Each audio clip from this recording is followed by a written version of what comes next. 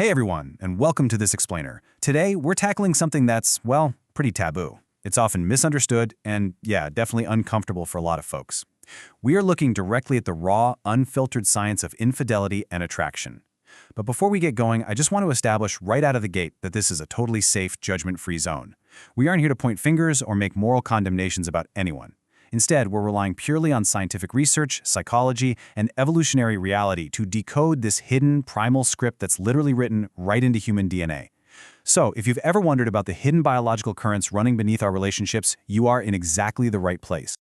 Okay, let's dive into this. It's basically the ultimate relationship dilemma, isn't it? Why is it that a partner who feels like absolute heaven, someone who is deeply loved and cherished, can suddenly seem to lose their initial magnetic appeal? Why does the eye wander? For centuries, people have just written this off as a simple character flaw or some kind of moral failing. But as we explore the source material today, we're going to see that the answer is actually far more mechanical and, frankly, a little bit unsettling. If there is one brutal reality you take away from our whole analysis today, it's got to be this. It is not personal. It's biological. You see, nature simply did not design the human brain for eternal, unchanging romance. Evolution didn't program us for fairy tales, right? It programmed us for a very specific, utilitarian function. And to really understand the friction in modern relationships, we have to take a hard look at this ancient biological hardware. So, to make sense of all this, we're going to peel the onion layer by layer.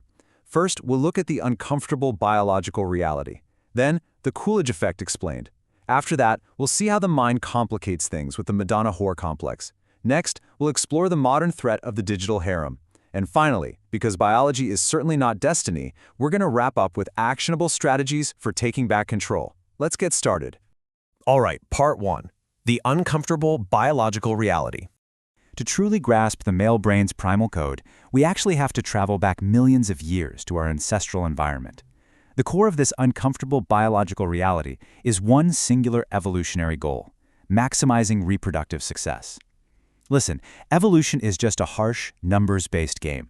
From a purely biological standpoint, a man's dopamine system is genetically wired to spike whenever he's presented with a new partner. And why is that?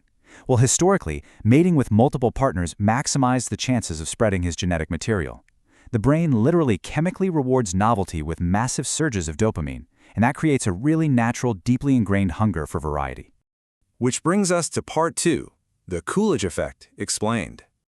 Now, this biological hunger isn't just some wild theory. It is a highly documented scientific reality. It's known as the Coolidge Effect. Basically, it's a biological phenomenon observed across almost all mammalian species. It states that males will exhibit a sudden, dramatic renewal of sexual interest and stamina whenever a completely new female is introduced into their environment.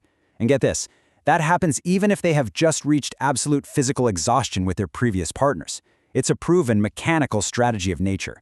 It's like a built-in automatic reset button in the brain. Interestingly enough, this phenomenon gets its name from a pretty funny story involving the 30th U.S. President, Calvin Coolidge. So, the president and his wife were touring a poultry farm. Mrs. Coolidge noticed a rooster mating just furiously and continuously.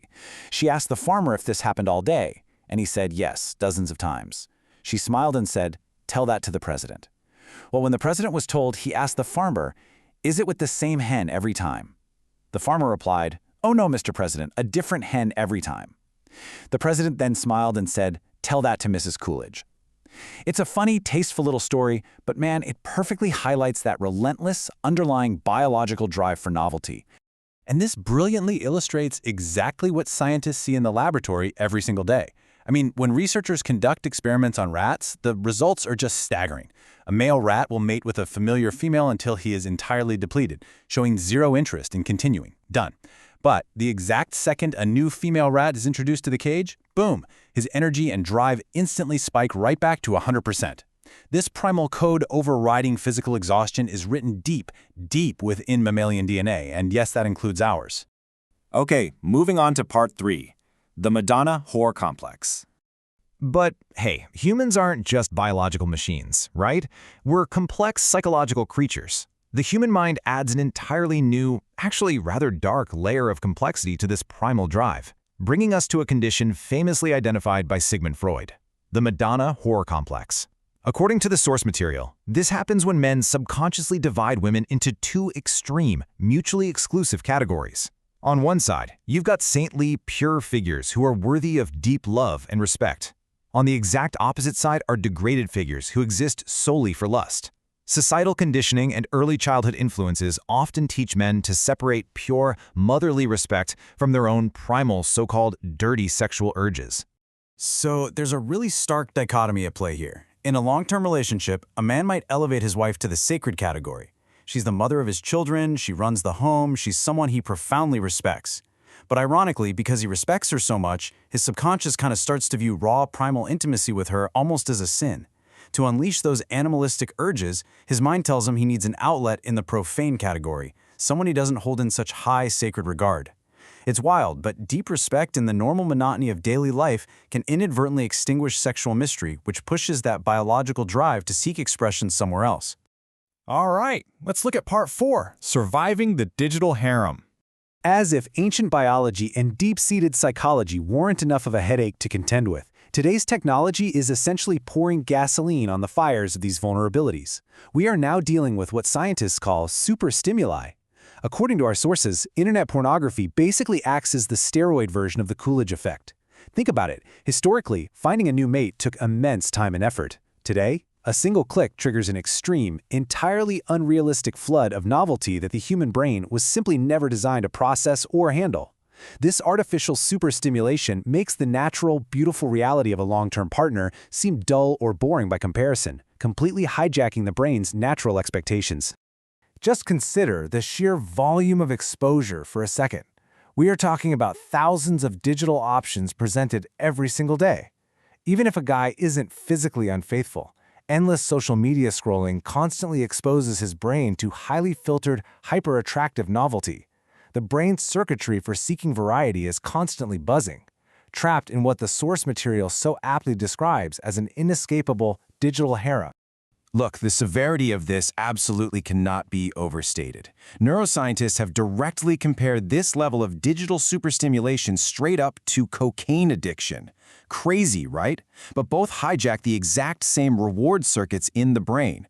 Over time, chronic exposure to this digital novelty literally destroys a person's capacity to find joy, satisfaction, and arousal in everyday reality. The real world just simply cannot compete with the rapid-fire dopamine hits of a digital screen. Finally, let's get into part 5, taking back control. So, the crucial point is, are we doomed?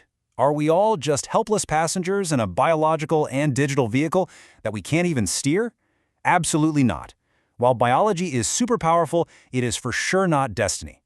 Let's talk strategy, starting with the men. The source material offers some tough love here. First, acknowledge your biology. The Coolidge Effect is a real thing, but remember, it's hardware, not an excuse. Don't hide from it. Second, practice active self-control. Cut back on the superstimuli so your dopamine baseline can reset and you can actually appreciate reality again. Third, recognize the vast difference between deep love and fleeting lust. Use your moments of clarity to truly evaluate what actually matters. And finally, choose humanity. Taming this inner wild horse isn't a punishment. It is literally the ultimate test of your character. It's choosing to be a conscious human rather than just a slave to your primal urges. And now for the strategies for women. This is actually incredibly empowering stuff. First and foremost, stop internalizing his biological wiring as your personal flaw. If his biology is seeking novelty, it does not mean you are lacking in any way. Shed that self-blame right now. Second, take strategic control by actively injecting novelty and mystery back into the relationship yourself. Break those routines, try new environments. Third, communicate openly. Just strip away the shame and talk about desires. And finally, maintain your high-value confidence and your independence. A partner who respects your rich, independent life is far less likely to take you for granted. As we bring all this amazing research together, the core argument becomes crystal clear. Love is not some biological miracle. It is not an automatic, effortless state of being that nature just hands to us. True loyalty and deep love aren't found in our DNA. They are deliberate, conscious, and often very difficult commitments. It's the choice to hold on tight and invest in your partner, especially when those ancient, primal instincts are whispering at you to look elsewhere. Which leaves us with one final, pretty profound thought to chew on. You know the science now. You know the invisible code running in the background. So the big question is, will you be a slave to your DNA or the master of your choices? Thank you so much for joining me for this explainer. I really hope this structured look at the science of attraction has sparked your curiosity and given you the tools to take control of your own narrative. Until next time, keep questioning, keep learning, and keep making those conscious choices.